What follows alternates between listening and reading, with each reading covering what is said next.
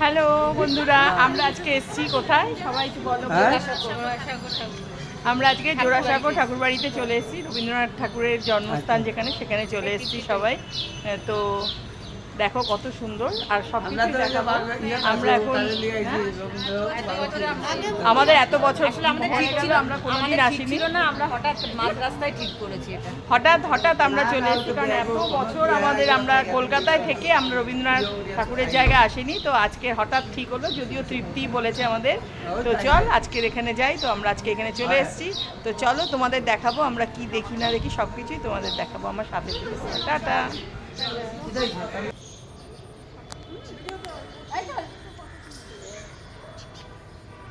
তুলেছো। বুঝতেই পারছো আমরা আজকে কোথায় বেরিয়েছি। আমরা জোড়াসাঁকোর উদ্দেশ্যে রওনা দিয়েছি, তবে আমাদের টাইমটা একটু উল্টো পাল্টা হয়ে গেছিলো, কারণ আমরা রাত্রিবেলায় ঠিক করেছি, ওই কারণে সকালবেলা আমাদের দেরি হয়ে গেছে বেরোতে। আমরা 2:30-3টে নাগাদ বেরিয়েছি, কিন্তু 5টায় এই রবীন্দ্রনাথ ঠাকুরের এই জোড়াসাঁকো ঠাকুরবাড়ি বন্ধ হয়ে যায়। এই কারণে আমাদের একটু লেট হয়ে গেছে। যাই হোক, দেখো আমরা পৌঁছে গেছি বিশ্বভারতী, রবীন্দ্রনাথ ভারতী বিশ্ববিদ্যালয়ে। এবার ঢুকে এখান থেকে আমাদের টিকিট কাটতে হবে। পার পার্সন 50 টাকা করে টিকিট, কিন্তু কোনো ফটো তোলা ভিডিও করা বারণ আছে। তবে তুমি বাইরেটা ফটো তুলতে পারবে। প্রতিটা মোবাইলের জন্য 50 টাকা করে টিকিট লাগবে। যাই হোক, আমরা একটা মোবাইলের জন্যই টিকিট কেটেছি, কারণ আমার মোবাইলেই ফটোশ্যুট করা হয়েছে।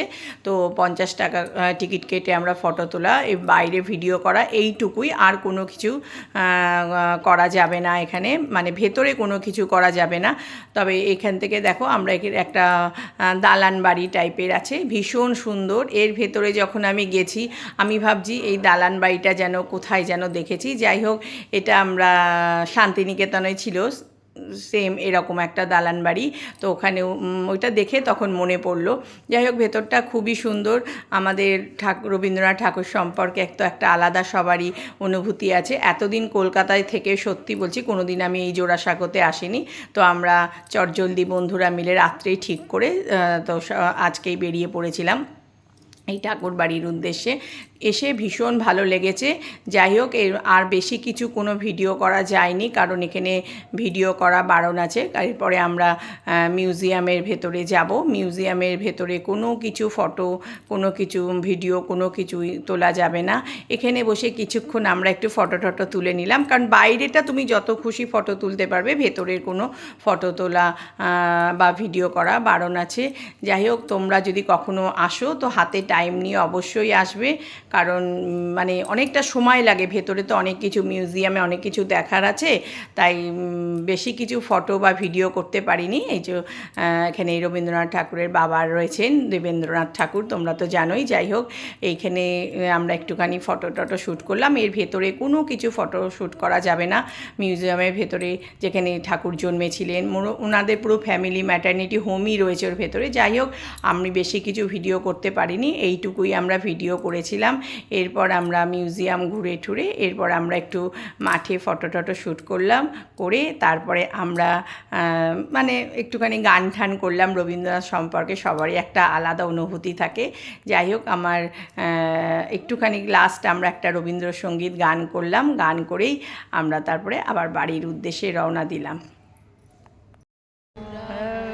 সেই দিনের কথা ভুলবি কি রে, আয়ো সেই চোখের দেখা, প্রাণীর কথা সেই কি ভোলা যায়। চলো আজকের আমরা এতটাই গান করি, কারণ বন্ধ হয়ে যাবে। আবার যেদিনকে অনেকটা সময় নিয়ে আসবো সেদিনকে আমরা পুরো গান শোনাবো। তো আজকের এইটুকুই গান শুনিয়ে আমরা রাখি, পরে আবার মোরা সুখে দুঃখে কথা কব, প্রাণ জুড়ালি।